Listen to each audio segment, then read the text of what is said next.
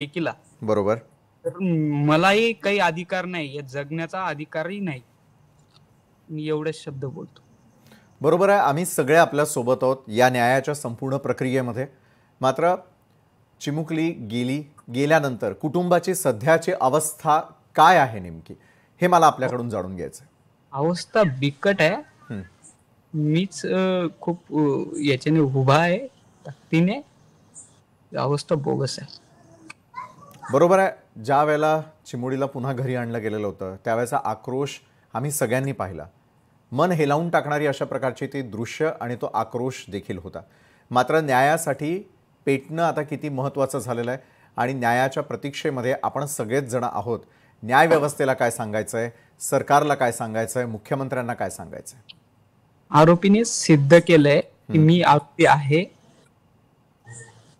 तर याच्यात विलंब कशासाठी? ते पुरावे देखील प्रशासनाला सापडलेले आहेत. सगळा काही विषय त्यांच्या समोर आहे. तर याच्यात विलंब काय?